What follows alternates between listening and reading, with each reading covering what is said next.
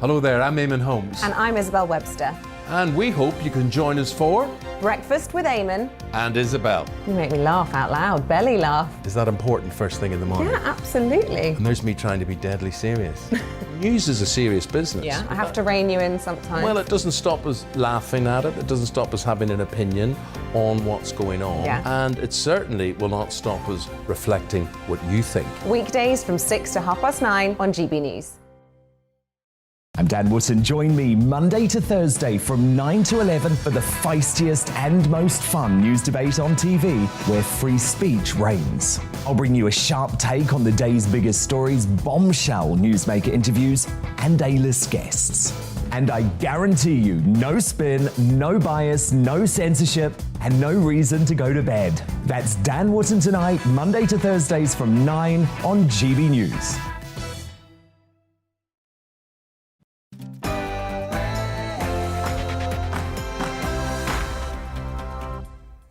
It is precisely 11 o'clock, which means it's time for you to settle down and strap in for an hour of late-night topical entertainment. I'll be joined by two brilliant comedians bringing you their take on Sunday's papers. But first, the news headlines with the far more trustworthy Miranda.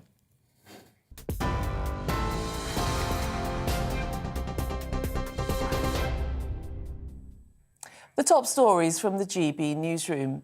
There's been no significant breakthrough after a phone call between US President Joe Biden and Russia's Vladimir Putin this afternoon to try and de-escalate tensions on the border of Ukraine. A US official said that despite the call lasting over an hour, it remains unclear whether Russia will now move closer to military action. However, a Kremlin official said the call took place against a backdrop of hysteria, and the US had failed to address key security concerns. US Secretary of State Antony Blinken warned there would be repercussions if Russia now launches an attack. We and our allies have made this crystal clear to Moscow. If President Putin decides to take military action, we will swiftly impose severe economic sanctions in coordination with allies and partners around the globe. We'll bolster Ukraine's ability to defend itself. We will reinforce our allies on the eastern flank of NATO. Well, meanwhile, Ukraine's president has urged people not to panic. While thousands of people gathered in the capital, Kiev, Volodymyr Zelensky pushed back against what he said were bleak war predictions being reported in the media. The best friend for enemies, that is panic in our country. And all this information that helps only for panic doesn't help us. Back home, the Prime Minister has a week to respond to a police questionnaire over alleged parties held in Downing Street while COVID restrictions were in place. It forms part of the Metropolitan Police investigation and is the equivalent to a formal police interview. The Met have contacted more than 50 people believed to have attended the parties who could face fines for breaching lockdown rules. Tear gas has been fired by French police at demonstrators in Paris who've made their way into the capital in so-called freedom convoys. Protesters were campaigning against COVID-19 restrictions inspired by the events in Canada, which, despite a court order, are still ongoing. 300 motorists have been fined in Paris and at least 14 people arrested. Meanwhile, entry requirements for British travellers to enter France have been reduced ahead of the half-term holiday. Fully vaccinated Britons no longer have to take a COVID test before departure. However, unvaccinated people must have a compelling reason to visit France, as well as proof of a negative COVID test 48 hours before travel. And Russian figure skater Kamila Valieva will learn her fate from the Court of Arbitration for Sport on Monday after testing positive for a banned heart drug at the Beijing Olympics. The 15-year-old became the first woman to land a quadruple jump on the ice earlier this week, winning a team gold medal. She's due to compete in the singles on Tuesday, but if sent home, she'll be one of the youngest athletes ever removed from the Games for doping. Well, on TV, online and DAB Plus radio, this is GB News. Now let's get straight back to headliners.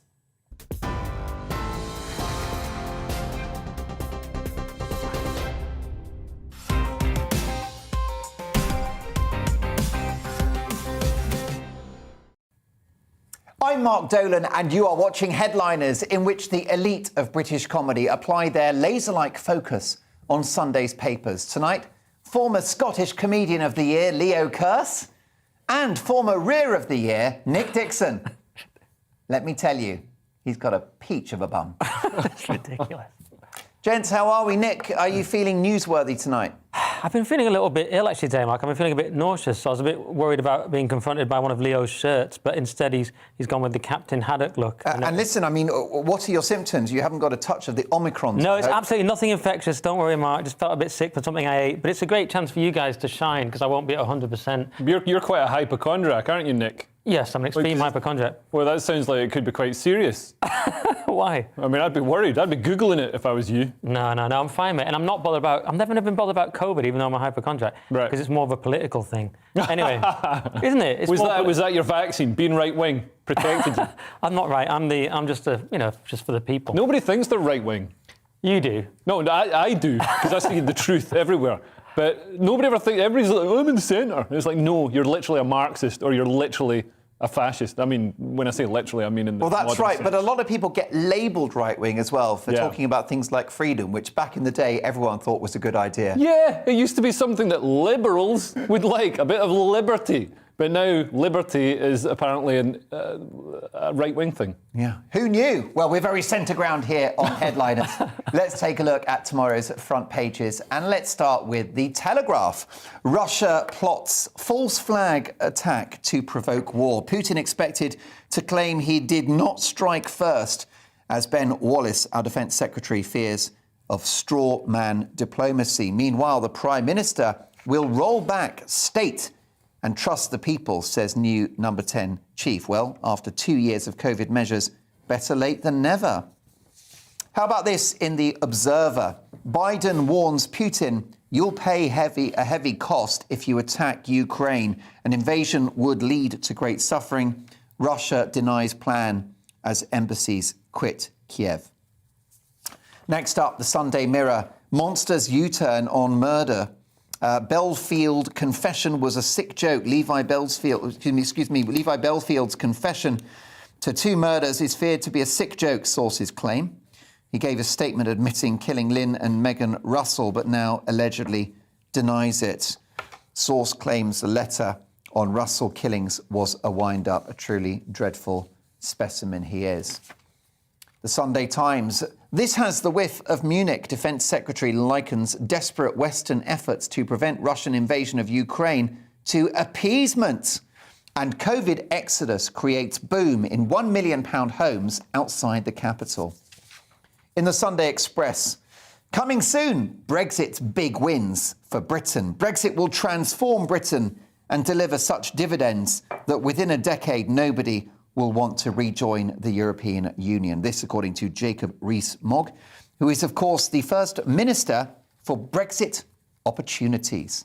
Meanwhile, the Great Escape. Big photograph on the front of the Sunday Express. Desperate Britons flee Ukraine as US spies warn Putin plans to invade on Wednesday. Seems to be very specific there. It seems to be in the diary. Sunday People. Harry book bombshell for Queen Camilla. Friends fear criticism of royal stepmom. And those are your headlines.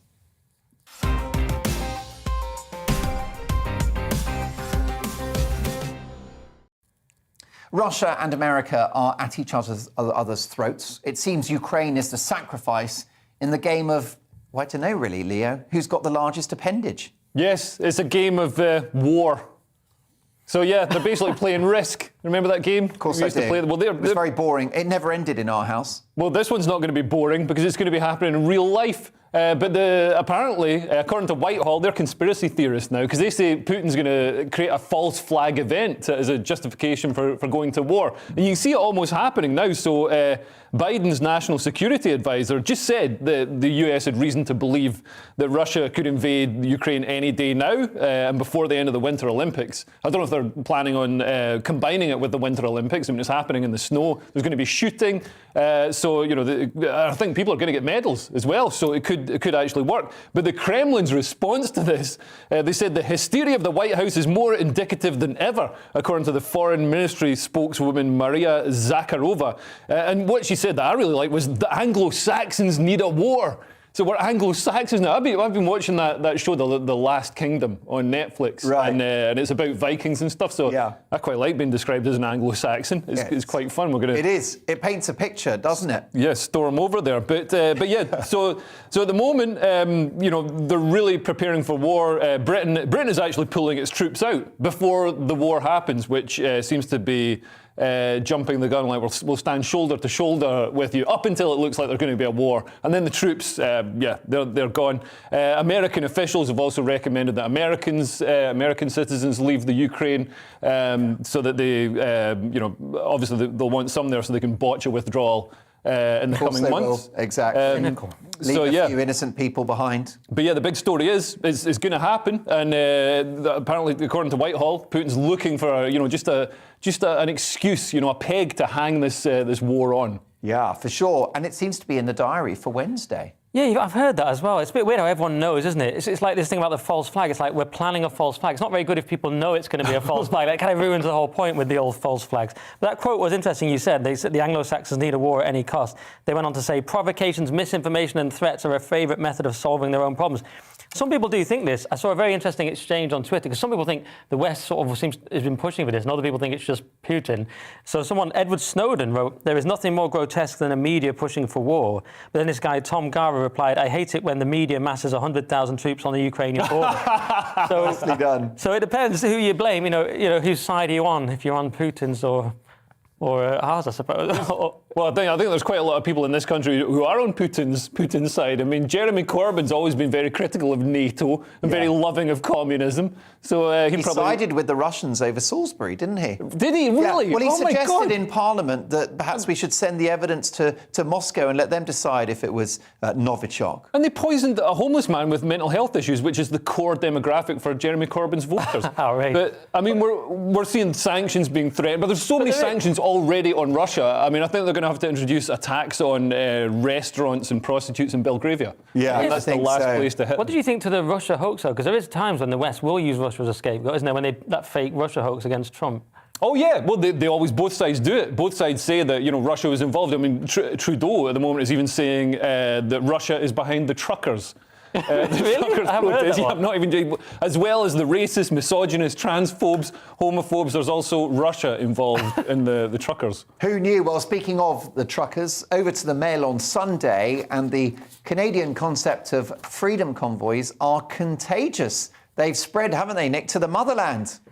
Yes, this is a riot. Police fire tear gas and use batons on freedom convoy demonstrators as they bring Paris to a halt. So yeah, it's now spread to Paris. So it's a great thing. It's great in a way that the Canadians have been such an inspiration to the world. The only problem is, I've noticed on the videos of this that the French police are sending in like armoured vehicles, whereas in Canada it's more of a sort of bloke on a horse with a Butlins jacket, isn't it? You know, the great thing about Canada is they send in people to sort of disrupt it, and then the people just join the protest. Yeah. That's exactly there was a beautiful moment actually in the Canadian one where they all linked hands and they said the Lord's Prayer, which I thought was very interesting. It suggested that, because there's been all this tyranny over the last couple of years, and there's also been a kind of quite evil from some of these governments. It was quite nice to see people coming together and invoking Christianity and tradition in a sort of rebuke to them, which I thought was a great moment. So yeah, it's spread around the world. This is sort of in France. I mean, France like a protest anyway, so they were like, yeah, let's do that. Well, let's have some of that. And what's happened in France is it's spread out to mean it's a protest against the COVID pass, but also against fast rising energy prices. So it's a bit like the yellow vests again. It's like we're kind of protesting everything. We kind of don't love the globalist elite. It seems like that to me. It's a kind of nationalist versus elite protest. So yeah, that's that story pretty much. Yeah, well, there you go. I mean, do you think that this has resonated globally, and do you think the truckers will make a difference? Yeah, I think they will, and I think I mean this is a good reason to keep our freight based in trucks and not on rail, because you can't exactly drive a train down to the centre of London and protest. So that's not going to work. But yeah, it's almost like a sort of Arab Spring rising up across the developed world as people protest against as Nick says, the global elitists who have held people to basically to ransom. There's the green policy that's sending our energy prices sky high. There's because they've been printing so much money. There's inflation, so the cost of living is shooting up. So working people are really bearing the brunt of all the mistakes made by the global elite. Well, yes, and I think you're right to mention the class issue, because isn't it middle-class people that have been the lockdown cheerleaders in the course of this pandemic, working from home on their Apple computers, sipping a Pinot Grigio as they finish their last emails of the day. Exactly. Meanwhile, working-class people, Amazon delivery drivers, supermarket workers, NHS frontline staff, all went and did a shift. Yeah, absolutely. And we clap for the NHS staff, but what about the people in Tesco who are getting coughed on? They didn't even get the chance to, if you had an office job, lockdown must have been amazing. You get 80% of your salary to sit at home playing PlayStation. That's the dream. But if you work for Tesco, you've got to stand there getting coughed on where everybody's still not sure what this disease is going to do. And I always say lockdowns are a radically different experience depending on the class you're in. But what's been really interesting in Canada as well is that just these truckers, people are finding they can't actually do anything. All these blue tick people in Canada tweeting, well, we need to stop the trucks. Like, what are you going to do? The trucks are there. There's nothing you can really do about it unless you get really nasty and bring the army in or something. It's been a reality check for those people, I think. Yeah, and it's great because we can live without things like Twitter and PR companies and advertising and things like that. We can't live without food being brought to us. We've seen a lot of protests from American students at school and at college about mask mandates in the States. So I just wonder whether it's working people and the young that will save us. Possibly. Yeah, some of the young are a bit off, but yeah, some of the young might save us. Yeah, those ones you don't like are on Twitter, aren't they? Yeah. E-scooter owners have now taken over Audi drivers as the most hated drivers on Britain's streets. That's a bit harsh, isn't it, Leo? I drive an Audi. Do you really? Yeah, I drive an Audi. Nice big shiny red one. I think my team must have known that when they made that. So yeah, I mean, on a serious note, so there's been an explosion in the number of e-scooters. So I think there's over 1 million on the streets of Britain now. And yeah, I almost hit one, but one came scooting across a roundabout. It's weird when you see that on the road. What happened? You tried and missed, or? But I mean, Audi A3, it just hasn't got the acceleration. I think it could catch an electric scooter. But yeah, you see them scooting everywhere, and they're not always driving with due care and attention. So as a result, there's been 10 deaths last year, 47 head injuries, and a total of 133 serious injuries related to scooter drivers. And somebody in the Times, Quentin Howes, he thought he'd been attacked by a mugger. He'd actually been hit by a teenage girl on one of these big e-scooters. So there was a big crash, and he woke up on the pavement, and she was standing over him. But yeah, sometimes the scooter drivers themselves, there's been some tragic deaths. There's somebody who swerved to avoid a route, hit the tree, and the handlebar actually pierced them and killed them. That's shocking. Yeah, some terrible deaths. Yeah. And you're not really supposed to drive them. They're often advertised with this strange ambiguity, like, hey, it's fun and a quick start at the traffic light, but then people get in trouble because you're actually not really supposed to be riding. It's sort of ambiguous whether it's legal, but they're always whizzing past you in London, nearly hitting you, aren't they? Yeah. And it's kind of like smoking weed. It's one of these things, it's not really legal, but everyone in London is just doing it anyway. I personally... I'm in Parliament. Yeah, exactly. I'm known for being very pro-freedom, but when it comes to these scooters, I would get draconian. I would strict punishments against them. I'd wipe them out. There you go. Well, I think any form of transport has its risks, and if there's 1 million on the roads and there were 10 deaths, I mean, what's that compared to cars? A lot of people die in car crashes. A fraction. We'll ban them as well. Yeah. There you go. A lockdown for e-scooter riders. How about that? Now, the Sunday Times next. And let's talk about Cressida Dick. Her resignation payout is eye-watering, Nick. It is. If you told me we were doing a story about the massive dick payoff, I knew it would come to me because I've been following this story, is what I mean, very closely. Valentine's just a day away. I'm purely talking about the police story. I've been following Sadiq Khan in row over size of Cressida Dick's Met Police exit payoff. And essentially, in football terms, they've offered her this. They've ended her contract, so they have to give her a massive payout. It could exceed 400,000. Her pension alone could be 100,000 a year. And in football terms, it's this classic thing. You've got this player. They're not even playing that well, but for some reason you've extended their contract anyway. Their stats are questionable. Although if you BLM, she will give you an assist. But basically, it's Yeah, so they've ended up having to give this massive payout because Sadiq Khan's got rid of her. On top of that, people are even saying now, would we even want to take this job? Because we'd have to work with Khan, which is one of the major drawbacks. But yeah, so he's ended up messing it up and having to give her this massive payout. I would like to have a Met commissioner and also the people running police forces across the country that's focused on crime. Wouldn't that be nice? Wouldn't that be amazing? No, instead of having rainbow cars and focusing on misgendering and all this sort of stuff, like, this stuff that people actually care about. Cars being broken into, £2,000 worth of camera equipment being stolen. Happened to me last year. I don't go on about it, but it'd be nice if the police actually did something about that kind of thing. What were you doing with that camera equipment? Is something the police would like to know. But also, I've seen the tapes. The stuff that the police are in trouble for. I mean, I understand the police last year did some, certain police officers did some terrible things. But some of the stuff that's coming out now, they're judging police officers on what they've said in WhatsApp groups. And if we were judged on what we said in WhatsApp groups, we'd all be in jail. It's not really fair. That's the odd thing, isn't it? There's a really sort of woke culture externally about the police, but internally it's very different. So I think I said it the other night.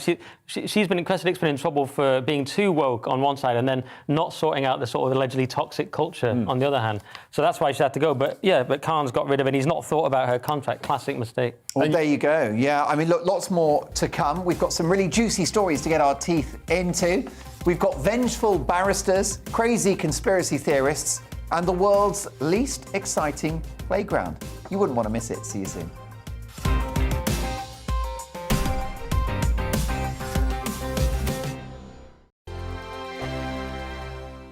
GB News is the UK's home of discussion and debate from all perspectives. To stay up to date on the latest stories, make sure that you subscribe to the GB News channel right here on YouTube. You can watch us live 24/7 across the whole world. You can also check out exclusive content and catch up on previous episodes of your favourite shows. Every day, we ask the questions that you'd ask, so why not add your voice to the conversation in the comments section? Don't forget to subscribe. We are GB News, Britain's news channel. Every night at 11 on GB News, we bring you the next day's stories the day before. Basically like time travel. If it's a big story, we'll cover it, guaranteed. But we'll also have some fun along the way. Big opinions, big laughs. Sometimes big hair. This is Headliners, the paper review show that won't send you to sleep like the others will. 11 p.m, 7 nights a week. Join us.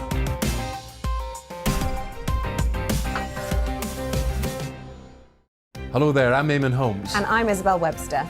And we hope you can join us for Breakfast with Eamon and Isabel. You make me laugh out loud, belly laugh. Is that important first thing in the morning? Yeah, absolutely. And there's me trying to be deadly serious. News is a serious business. Yeah, I have to rein you in sometimes. Well, it doesn't stop us laughing at it. It doesn't stop us having an opinion on what's going on. Yeah. And it certainly will not stop us reflecting what you think. Weekdays from 6 to 9:30 on GB News. I'm Dan Wootton. Join me Monday to Thursday from 9 to 11 for the feistiest and most fun news debate on TV, where free speech reigns. I'll bring you a sharp take on the day's biggest stories, bombshell newsmaker interviews, and A-list guests. And I guarantee you, no spin, no bias, no censorship, and no reason to go to bed. That's Dan Wootton Tonight, Monday to Thursdays from 9 on GB News.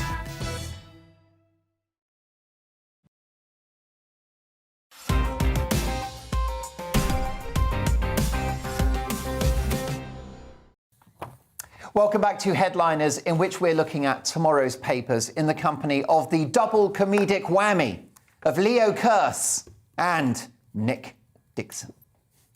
Now, water companies' ethics may not be as transparent as we would hope. A rather murky story from the Mail on Sunday, Leo. Yeah, so this is rather alarming. So scandal-hit water companies made £2.8 billion in profits last year. And campaigners are saying that should go to cleaning up rivers in which they dump raw sewage. I mean, how many incidents of sewage dumping do you think our water companies committed last year? I thought it'd be like 30. It's 400,000. There are 400,000 sewage dumping events. Well, this is 2020, not last year. Maybe there are fewer during lockdown. I don't know. But according to the Environment Agency, 400,000 incidents of dumping. So, I mean, I should imagine that's not individual turds. That's, each one is a sluice gate opening really is. With, just Olympic swimming pool size effluents. flowing into it. It's just like kind of Dickensian London times 100. Yeah, so I'm amazed any of us are still not suffering from E. coli and there's any fish left in the rivers. I mean, and this is the thing. So we've privatised, in this country, we've privatised a lot of services, telecoms, rail and all the rest of it. And there's some debate over whether it should be privatised or whether it would be better served if it was renationalised. I'm a free market capitalist, but I think water should be in the government's hands because it's not a free market. If you want to change your water company, you've literally got to move house. That is not a free market. Yeah, and you're very careful with water as a Scotsman. You don't wash in it or drink it. So you're a role model to the rest of us. Well, that's why beer was originally, used in the mines and stuff, because the beer actually it kills any bad bugs that might give you a runny stomach. Yeah, that's right. Well, that was their story at the time. That's what I tell Mrs. Dolan when I stagger home from the pub. The only bit that bothered me is they're dumping it in the Lake District, my home. It says here, United Utilities, which dump sewage in rivers and bathing spots in the UNESCO-protected Lake District, made the highest operating profits last year, 602 million. I'm like, if you're going all the way to Lake District, can't you just go a bit further? Dump it in Scotland. Do you know what I mean? just go to Leo's house. They can't dump it in the beautiful lake. You'd have taxpayers' money spent, or these water companies' profits spent on funneling English turds into trucks and then taken to my homeland. I think that would be an election winner. I think the Scots would argue they're being run by English turds as we speak. They're none too happy north of the border. Yeah, well, that's why you want independence. Then it won't happen, I suppose. But you're pro. That's not the main reason for independence. That is the sign of a civilised and sophisticated country, is that the water we drink or swim in or bathe in is clean. Yeah. That's a bit of an acid test, isn't it? Yeah. For a country that's getting things right. Yeah, and the only positive is when David Walliams decides to swim the Thames, he gets E. coli. I mean, that is... I like him. He was nice to me on Britain's Got Talent. Well, he was mean to me on Britain's Got Talent, so I don't like him. Look at you with your showbiz stories. Not really. Well, he ignored me. I'm not sure what that means. Now, this story is about a QC and BA. Take it away, ND. Oh, nice. Yes, in the Daily Mail, Charles Banner, QC 41, was forced to leave the plane with his family and nanny. So this is a top QC who was on a BA flight. They wouldn't let the nanny sit in an empty seat in business class. He'd paid for business class tickets for everyone, but they'd downgraded the nanny to economy. And he said, well, there's an empty seat here, can't you just sit in it? And they said no. One of them even said, you wish, as if that's like his biggest dream. So they wouldn't... Was one of the cabin crew a teenage girl? Yeah, well, seemingly. So then he said, well, I'm going to... Grumpy 13-year-old. Exactly. He said, I've reported you all for being just terribly rude. And then what they did was hit back by saying, right, well, you're all getting off the plane then. And he forced them all off the plane. And he estimates that he then had to stay in a hotel, get an EasyJet the next day. He estimates this cost him £4,000. And people are saying they've messed with the wrong person because he's a top QC, so now it's going to kick off. This is why I don't even travel anymore. I'm not even, since all these regulations, flying's miserable. It was already miserable. Now it's even more miserable. I already live in the greatest country in the world, England, not Britain. And now I just, so I don't even leave. But anyway, that's the story. The guy is going to, now he's going to get them back. I don't know what he's going to do. He's going to, probably prosecute. I don't know if he's going to sue them. They've given him vouchers, but he says, I don't want vouchers because I never want to take BA again. Well, yeah, I mean, that's quite alarming if he flew EasyJet the next day and had a better time than flying business class on BA. I've flown EasyJet, it's perfectly fine, but flying business class on BA is supposed to be wonderful. You get the lounge, free pour alcohol, it's beautiful. But I love this, he said the pettiness and vindictiveness of the staff caused this issue. Has he never flown before? Like, obviously staff are going to be petty and vindictive. Yeah. They charge you £4 if you want to sit next to each other, which is a completely, you're not paying for any extra service. You're literally just paying them to not move you around on a little seating chart. Yeah, too right. I mean, I've got to say, I would never have the application or work ethic to become a lawyer because it's years and years of study, isn't it? But the wonderful thing about it is you could use it just to sue annoying companies that have served you badly. Yeah. Knowing the law, it is a superpower, isn't it? Yeah, absolutely. That's why he was more... Yeah, exactly. You're going to be more bold, aren't you? Yeah, I mean, he might get that money back and he might actually be quids in by the end of it. Hope so. He's hoping, definitely. Take them to the cleaners, my lad. Now, let's move on because we're going to go to The Observer now. Conspiracy theorists can be harmless. Who doesn't love the occasional giggle at a flat earther? But what if they call into question the very essence of the social contract, thereby causing the total destruction of society, Leo? Well, yeah, I mean, we've seen this a lot. I mean, I think everybody at some point has been handed a badly photocopied copy of the Magna Carta by a strange man who is banging on about how he's going to sue Bill Gates. But yeah, basically, they say these conspiracy theories around common law, ancient law, and all the rest of it to portray courts and fines and regulations, particularly relating to COVID-19, is becoming an increasingly common strand across extremist groups. When they say extremist groups, it's in the Guardian, so they'll probably mean Mumsnet. And perfectly normal people. But yeah, ranging from anti-vax conspiracy theorists to the far right, also known as anyone who isn't a Marxist. But normal people. Normal people, yeah. But basically, they're saying it's fueling attacks on judges and lawyers, as we saw, and politicians as well, as we saw when Keir Starmer had to be bundled into a car. But yeah, I mean, part of this is just the laws are too complicated. Like you said a moment ago, only a QC can know the law fully enough to prosecute. Somebody like you or I, we're chimps playing with our own feces. We don't know how the law works. They need to make the law simpler. No law should be more than 12 words. Can I give the pro side for these people? Because I sympathise, because we've had the erasure of civil liberties in the last couple of years with COVID, and with Brexit we've had some dodgy things. And I think it's understandable that people, okay, you don't want to be given false information, that's no good. I think it's understandable that people, of course, want to retain some agency and sense of civil liberties. And let's look at some of the rules the government brought in over COVID. Those actually didn't stand up. A lot of those fines were nonsense themselves, weren't they? So it's all right to laugh at these people and say, oh, these are nonsense, bogus laws. But actually, what about the laws the government brought in that didn't stand up in court? The laws that the government brought in and broke on the exact day they became law. Right. So I have some sympathy for these people. And of course, the conspiracy theorists who speculated that the virus might have originated from a Wuhan laboratory. Or perhaps if you talked about natural immunity a year ago, you were a conspiracy theorist. Exactly. Yeah. Vitamin D. Yeah, all these things came up as warnings, on Facebook, or posts got removed from social media, and then some time passes and they become actual fact. My favourite moment a couple of weeks ago on Twitter was when the European Medicines Agency, who I think we can agree are not a front for anti-vaxxers, said advised against the idea of regular boosters, every sort of 6 months because of a possible impact on the immune system. This video from the European Medicines Agency was flagged as misleading by Twitter. At which point is we can all just go home, can't we? Yeah. It's over. Yeah. And if Twitter are going to have fact checkers, they shouldn't. They shouldn't have fact checkers. We all filter stuff we read on Twitter through our own prism. It's like reading something in the Guardian. It's got a bias. Who fact checks the fact checkers? Exactly. Thank you. Yeah, they're all factors, aren't they? They are. They're outrageous factors. I mean, it's interesting. Who knows what's going to happen next year? The Queen's speech might have a massive big flag on it. This is all lies. Yeah, Prince Andrew is actually guilty. Something like that. Who knew?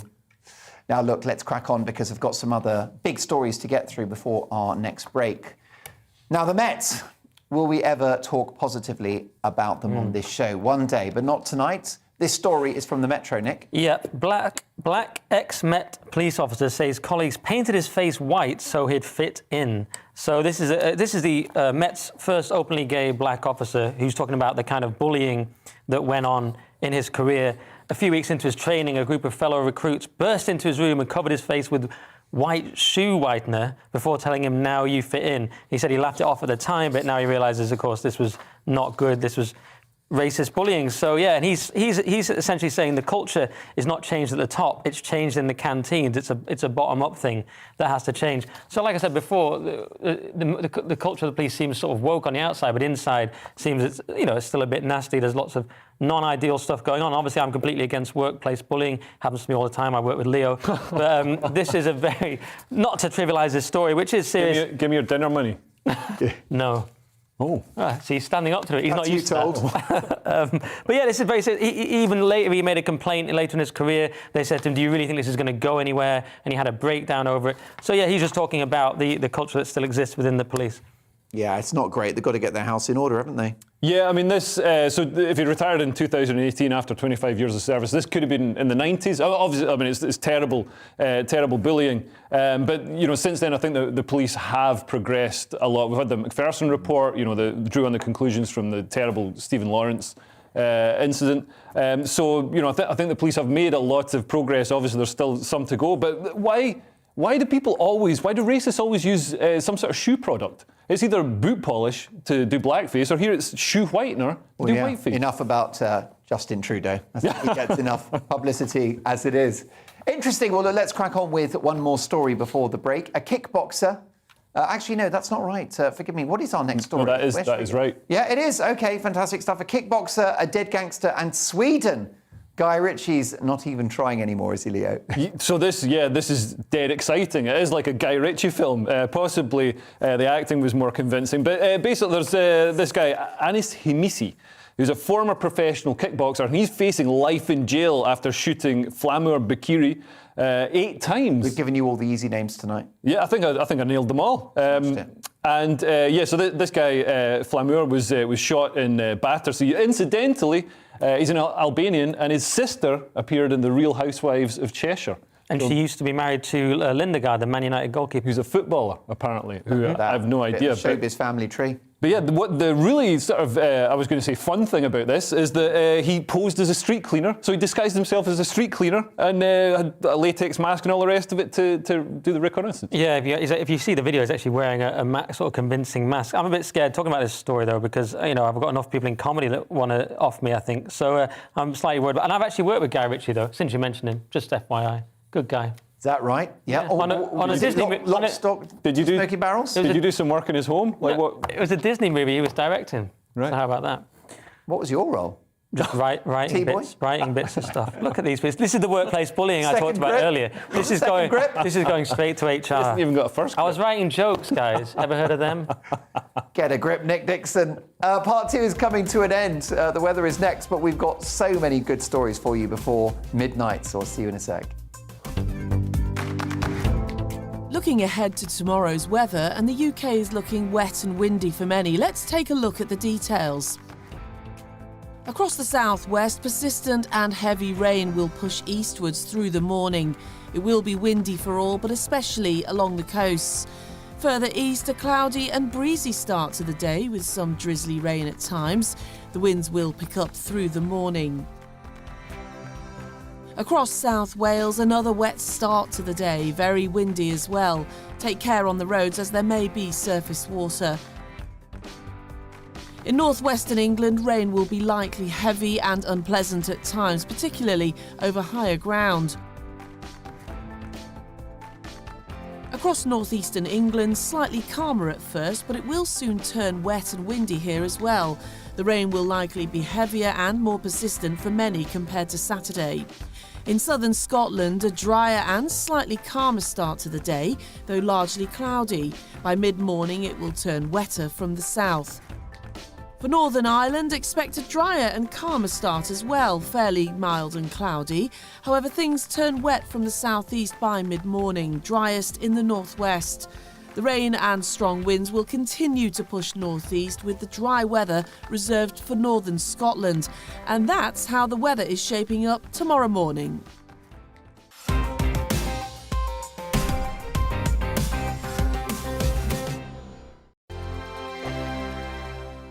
GB News is the UK's home of discussion and debate from all perspectives. To stay up to date on the latest stories, make sure that you subscribe to the GB News channel right here on YouTube. You can watch us live 24/7 across the whole world. You can also check out exclusive content and catch up on previous episodes of your favourite shows. Every day, we ask the questions that you'd ask, so why not add your voice to the conversation in the comments section? Don't forget to subscribe. We are GB News, Britain's news channel.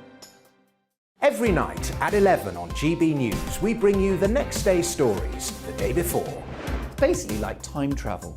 If it's a big story, we'll cover it, guaranteed. But we'll also have some fun along the way. Big opinions, big laughs. Sometimes big hair. This is Headliners, the paper review show that won't send you to sleep like the others will. 11 p.m, 7 nights a week. Join us.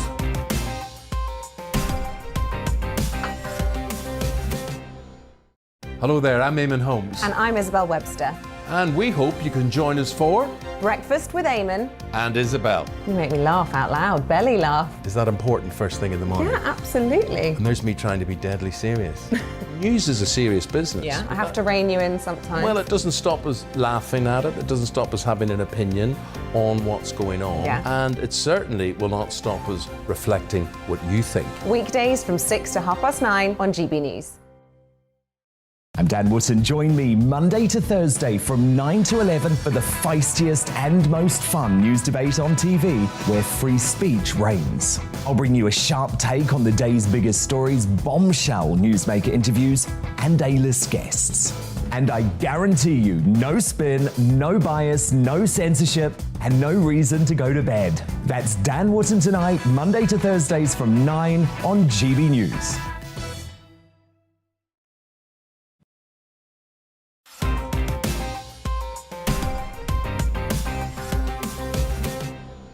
Oh, yeah. Welcome back to Headliners. Don't forget, we're back tomorrow at 11 as well. And at 11 every single night of the week. That's right, we are stripped across the week. We're looking at tomorrow's papers with the most useful double act since Black & Decker, Leo Kearse and Nick Dixon. The right pair of tools they are. Now, outrageous. From The Observer. Durham police helped save a woman 3,000 miles away. How did this happen, Nick? Yeah, it's a great story. Essentially, this woman was worried. She got on a live chat in Durham, Canada, and she wrote, "I need help. He's going to come. He's in the house," before falling silent. So she was worried about an intruder. She got in touch with Durham in Canada. She got in touch with Durham, but she was in Durham, Canada. So the Durham in England contacted Canada, and they managed to fix it. They managed to go around their house. 30 minutes later, there was a guy trying to get in, and they tasered him. So it all ended in a happy ending. And this is the great thing. This is the interesting thing about Canada. In America, they have all the names from us. And this is just another plus of colonialism, really, is that we're solving crimes. What a GB thing to say. We're solving crimes in different countries. How amazing is that? So, yeah, it's great. It was very worrying, but in the end, it was solved. Yeah. I just wish the police in this country could put as much effort into solving crimes that are reported. Yeah, if you call Durham in England about Durham in England, they can't help you. Yeah. I might have to start reporting crimes to Durham in Australia or Canada. Well, that's right. The cops normally say, if it's not Canada, we don't care. The Sunday Times are reporting that there has been a huge rise in the amount of £1 million homes in the UK. So, Leo. Yeah, so Get this your is... checkbook out? What? I haven't bought a house. How am I ever going to be able to buy a house? I'm going to need a huge pay rise from GB News. So sell that Audi. 1 in 42 homes, no, I'll sleep in the Audi. 1 in 42 homes in Britain are worth £1 million or more now, with about 80% of new property millionaires created in the past year found actually outside London. So we know there's been some sort of, people have been moving out of the capital to have larger homes and things. So the estate agency Savills did this research. They found 2.4% of all housing is now worth over £1 million. So it's sort of cheapening. You know the phrase, I feel like $1 million or $1 million, £1 million pounds. It's really cheapening that phrase now. It used to mean, like it was almost an exorbitant amount, and now it just means I feel like a one-bedroom flat in Reading. Well, yeah, people don't even bother going on that show, Who Wants to Be a Millionaire? It's like, it's hardly worth my effort, isn't it? Yeah, it's a different question. It's like, who wants to be a millionaire? No one. Yeah. Thanks, but no thanks. It's so funny, because you always hear about these £1 million houses, and you see something in, like, Spain or something, then you see what it is in England or London. It's always just a terrace flat, isn't it? I mean, with inflation in a few years, you'll probably get, like, a lock-up garage in Hackney or something for £1 million. And they're talking about Britain's Beverly Hills in this piece, which is apparently Elmbridge in Surrey. But I very much doubt it resembles Beverly Hills, really. I mean, are people actually earning more, or are houses just going up? Well, it's the latter. The problem is that the government keeps printing money. Since 2007, 2008, since the financial crash then, they've been printing money, and now they've become addicted to it. They're almost like Zimbabwe. So they're printing all this money. It's got to go somewhere, so it goes into fixed assets, so it goes into houses. Are you worried about inflation? If Dom was here, I'd ask him, but are you worried about inflation getting to like 1970s levels? I'm hugely concerned about inflation. Inflation steals money from savers. When the government does quantitative easing, when it prints money, that's effectively stealing the value of your savings. So as somebody who's saved instead of got into debt, this worries me. If I'd known the government was going to reward profligate people who get indebted up to their eyeballs, I'd have done that in 2008. Is inflation by design, do you think? Because we know that it reduces the value of money and assets and savings, but it also reduces the value of debt. So it would be quite good news for the government to have a couple of years of high inflation. Well, as we know, governments exist with constant, massive debts. So if they can inflate their way out of that, but I mean, it means people are going to be less likely to lend the government money. We could see our credit rating downgraded. Yeah, plus if it goes to apparently in the 70s it was like 26%. If it goes to that, I think it's bad for everyone. Luckily I wasn't born. That's a relief. Look, £1 million for a house is bonkers, isn't it? What are your sort of residential needs? Your domestic needs. What on earth does that mean? Describe your perfect house to me. Well, you know me, I just live in a little place on my own, just with no one. Never get COVID, which is great.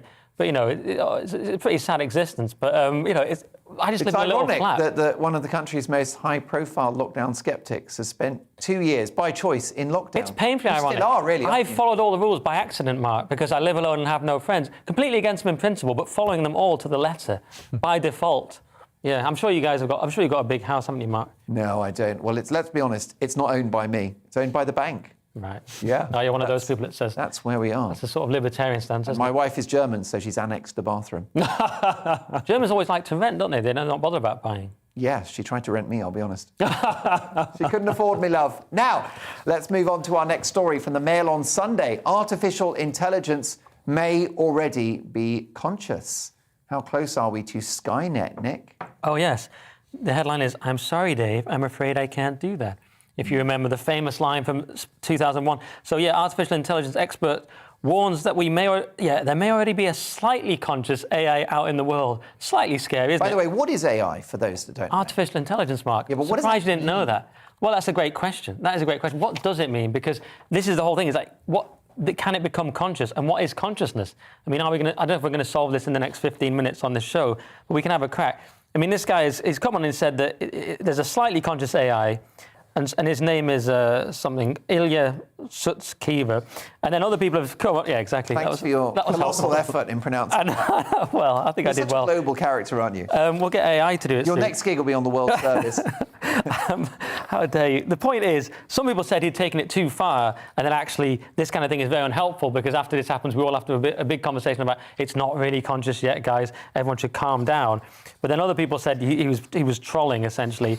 It is quite worrying, isn't it? I mean, why can't we just stop, Mark? I mean, we know what's going to happen. They're going to destroy us all. We've all seen Terminator 2.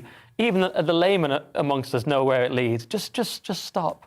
I'm not too worried about it. I mean, like... you're not. Yeah, well, I mean, Alexa, I hope that hasn't turned your Alexa on in your house, but, like, Alexa can't understand a Scottish accent. As for, like, I want to be a dog, and it plays me, I want to be adored. It doesn't work. And I think, all those things you get... That's a fairly minor problem. Stone Roses and the Stooges are both great bands. Oh, yeah, I mean, I don't mind, but, like, when you're asked your Google verification thing and it says, is this, tick all the boxes that contain a boat or a bridge... I mean, I can't imagine Arnold Schwarzenegger as the Terminator sitting there and not being able to do that. So I think robots have got some way to go if they're going to threaten us. If they can't even tell what a corner of a boat looks like. There you go. Well, yeah, just to be boring, he was talking about these large-scale neural networks that he's saying, in a sense, could be seen as conscious, these mega-scale neural networks. Basically, the Matrix. It's coming. Speaking of which, the lockdown boom in virtual reality headsets has caused insurance claims to skyrocket, Leo. Yeah, absolutely. So we've gone from artificial intelligence to not very much intelligence. So there's been a trend of crashing into furniture while in the metaverse. Isn't this Darwinism in action? Possibly is. Survival of the fittest, isn't it? But unfortunately, we're all paying for it. So there's been a 31% jump in home contents claims involving VR headsets last year, according to Aviva, marking a 68% increase since 2016. So everybody's getting these headsets, whacking them on.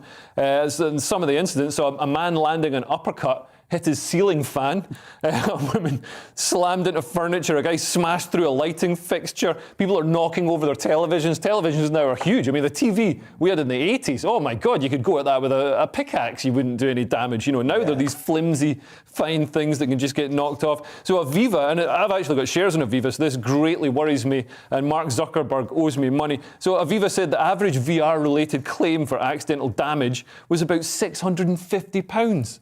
Yeah, the problem is, sorry to mention the Matrix again, but the problem is people are half in this world, half in VR. So they keep thinking they're in the VR world and smashing stuff. Yeah. This is why in the Matrix they just put them in those pods, in that sort of goop, just completely immobile, and that was smart. That was smart. Now, I'm a bit of a technophobe, so I've never had a VR headset, but I think it's basically a sort of chunky pair of glasses, and it takes you into a digital universe, right? A virtual universe. I feel like we're on Tomorrow's World in 1982, like discussing the ZX Next, Spectrum. I'll get you to tell me about the Spice Girls in Gaza. And hand dryers. Who is Gaza? But look, what the idea is that it's a better world in this VR? Well, it depends where you live. If you live where Nick lives, then yeah, it might be better. What, in his secluded mansion, his gated community, his with other grimy lockdown skeptics, his grimy local authority flat. But no, it's very clean.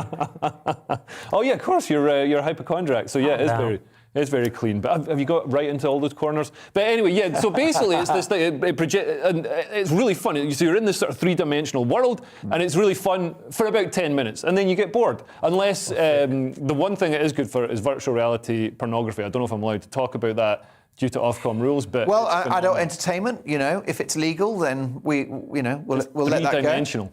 Is that right? Yeah. See, even in real life, I don't get that. I love the way you've not heard... I can't tell, Mark, if you're playing devil's advocate or if you just don't know what VR is. Even on Valentine's night, I won't be getting any three-dimensional action, let me tell you. It'll just be me and a rather tired copy of one of my dad's magazines. Shall I stop talking? I think I better. The USA have Disney World, the North has Alton Towers, and Westminster has the most boring playground in the world, Nicholas. Yeah, Britain's dullest playground is mocked as worse than a chimp enclosure, but it's in a surprising location. So I don't know if we have a picture of it. Do we have that picture? It's basically a rubbish playground that's just a single yellow frame. Oh, there you go. That's it. That's the playground. Oh, imagine kids playing in it. And as they point out in the article, it's in the city of Westminster, home of Buckingham Palace. I can see Prince Harry having a go on that. It's that's the alleged playground, and people are all saying this is awful. It's like a chimp enclosure, and saying that they should just put a cardboard box there. But the world being what it is, there are people out there defending it. Someone has said, honestly, I would have loved that as a kid, better than a Tesco car park. Someone else said, kids are very easily amused. And someone else has said, my kid would seriously get 2 hours a week out of this. Kids don't need much. It would be a boat one day and a dinosaur the next. He's essentially talking about his child's imagination. I mean, why do you even need anything at that level? If he thinks that could be a boat, there's no way he's getting through that Google verification. I don't think so. That is ridiculous. But yeah, somebody said it's worse than a chimp enclosure. But chimp enclosures are great. They've got tire swings. They've got chimpanzees, the most fun animal of all time, as long as they don't try and kill you, because apparently they're incredibly violent. Well, yeah, and also the other thing I don't like about that playground is the health and safety measures. You notice that it's kind of got this very soft material on the ground. When we were growing up, certainly, I think we might be of a similar vintage. You're younger than I am, but the 70s, early 80s playgrounds were a death trap, weren't they? Absolutely. Yeah, concrete everywhere, hard bars. It was, nobody got out with all their teeth. Yeah, we got a few head injuries, but we turned out all right, didn't we? More or less? OK, well, let's crack on, because The Sun now are reporting on a story that will get carnivores going. A school has banned meat, Leo. Yeah, this is shocking. So Barrowford Primary School in Lancashire, home of the Lancashire sausage, is that a thing? Lancashire hot pot. Lancashire hot pot. We have Cumberland sausage, we have Lancashire Cumberland sausage, Lancashire hot pot. So, a meaty part of the world. And Cumbrian cock, of course. Yeah. I didn't know about that. We've got one here tonight. But students there are only being offered vegetarian dinners for their school meals. This is no deep-fried spam, no bangers and mash, no toad in the hole. This is terrible. And kids are also urged not to bring meat in their packed lunches. I think this is tantamount to child abuse. I mean, they're doing it. They're trying to push everybody to go vegan. And they've done it by stealth, because the kids didn't know. One of them was eating a sausage and said, it's disgusting. I'll just have the mash. And they were like, they'd secretly stealthed in the horrible vegan sausage. Yeah. So they hadn't announced it. They're just trying to ram it down our throats, literally ram it down our throats. And it's ridiculous. Vegan food doesn't end suffering. It just moves the suffering one step up the food chain. To the person. But did you see, it wasn't just the suffering. The head teacher did it to stop climate change. She said that this was trying to get the carbon footprint down. Because Lancashire, of course, is going to be deeply affected by climate change. Well, yeah. I mean, if you think about the kind of global epicenters of carbon emissions, you're looking at Beijing, aren't you? Obviously, I guess certain industrial parts of Russia and Lancashire. Really notorious. I mean, this is a problem. School dinners, we know, are horrific in terms of nutrition, right? And normally the only good bit of a school dinner is the protein. Yeah. And that's now been taken away from these kids. And what's terrible, sorry, this is in a farming community in rural Lancashire. I'm ashamed of Lancashire. Half my family are from there. I'm ashamed of this story. And most people are totally against it, of course, the parents, because they didn't know about it. It was brought in last year, but they didn't realise till an email came out. But then there's always a few annoying people. Someone said, hey, we can't cater for everyone. I'm not a vegetarian. I think the lunch choices are great. So there's always one annoying person. There's always a couple of people defending it. Oh, yes. But basically... Sounds a bit like COVID measures, doesn't it? Yeah. It's I appalling. don't mind. It's not too much to ask. Should we eat a Linda McCartney sausage? What a strange thing. You're worried about climate change, so you force all the kids to not eat meat. That's absolutely... It's bizarre, isn't it? Yeah, and without any consultation and without notifying people. Do you think when we go sort of plant-based that eventually the most famous McCartney will be Linda rather than Paul? You think she'll pass him at some point? We're never going plant-based. They're trying to force it on us, and nobody really wants it. Like vegan food, it's not real food. It's the food you put on your plate next to your real food, and then you scrape into the bin once you've eaten your real food. If vegan food was any good, they wouldn't need to force it on us. People would be voluntarily doing it. And they always try and make vegan food taste like meat. Nobody ever gets a T-bone steak and tries to make it taste like cabbage. Right. And it's old news now. I'm surprised the menu wasn't all insects. Yeah. That's the new thing, isn't it? Yeah. For the climate. Well, yeah. Well, look, last but not least, let's get to this story, and it's in The Sun. Animal rights activists are trying to get a pub's name changed. Is this justified, Nicola? It's another very annoying story. Animal activists ridiculed for urging pub owners to rename boozer called Ye Old Fighting Cocks. So this is a pub from 1793. A wonderful old pub, but of course Peter found out about it. So Peter are the animal rights group. Yes, not a person. It's the animal rights group. Something about animals in... I can't remember what the acronym stands for, but we like to cause trouble regarding animals. Protection of fluffy bummies. Yeah, and they've suggested some other names, like Ye Old Clever Cocks and the Cheery Chucks. I mean, these people. So it's an ancient pub. I mean, let's be clear, they're not actually staging cockfights there. It's just the name, you know. And there's a name of it. There's a gig, you've probably done it, at a place, it was the same name in Kingston, the Fighting Cocks. There's nothing wrong with it. It's a historical venue, but, you know, animal rights people want to destroy it for no reason. Do they have any influence over the name of this pub? Well, that's a great question. I mean, what have they got to do with it? Someone's even said, why is it any of their business? A local resident wrote, bonkers, why is it any of their business? And I think that is the good question. I mean, this is part of our indigenous British history, being erased by a meddling pressure group. I think it's ridiculous. As Nick said, they're not doing any actual cockfighting there. It's just badger baiting and the occasional bit of hair coursing. So, you know, Peter should just keep their noses out. Do you think the vegans are sort of always wanting to cancel stuff because they're so angry because they haven't had a good meal in many years? Exactly. They're they need hangry. A steak. Yeah. They're stangry. They'll have like basically a kind of a rump steak and they'll be like, okay, chill, we're good. They'll change their whole worldview. Yeah, because they don't have enough. They'll become like Leo overnight. They don't have enough meat juices in their body to synthesize happiness.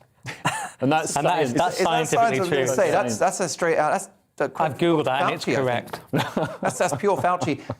Also, the name of pubs. I mean, this is a great tradition, isn't it? What right does this generation have to change the name of a pub that might have been there for decades, if not centuries? I mean, it's part of our heritage, and you know these names meant something back in the day. We can't erase it in some sort of Stalinist purge. And look at the suggestions. One of them was the Cheery Chucks. The other one is the Happy Hens. What does that mean? The happy? It's just that weird, creepy, woke. Would you drink at the Happy Hens? Absolutely not. I mean, I don't drink, but I wouldn't even set foot in there. You wouldn't even have a mineral water. Exactly. There you go. Well, look, you guys are drinking in the last chance saloon because we are out of time. It's been a cracking edition of Headliners. Well done, gentlemen. Thank you so much to the boys for their contribution. We're back tomorrow at 11 for more front pages, and I'll be back in the hot seat at 9 for a really busy edition of Mark Dolan tonight. So don't go anywhere. My thanks to the team, but most importantly to you for your company. And I'll see you tomorrow at 9.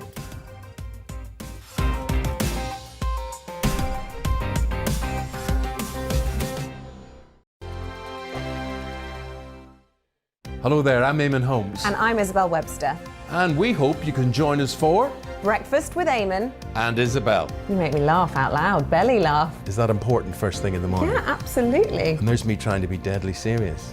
News is a serious business. Yeah, I have to rein you in sometimes. Well, it doesn't stop us laughing at it. It doesn't stop us having an opinion on what's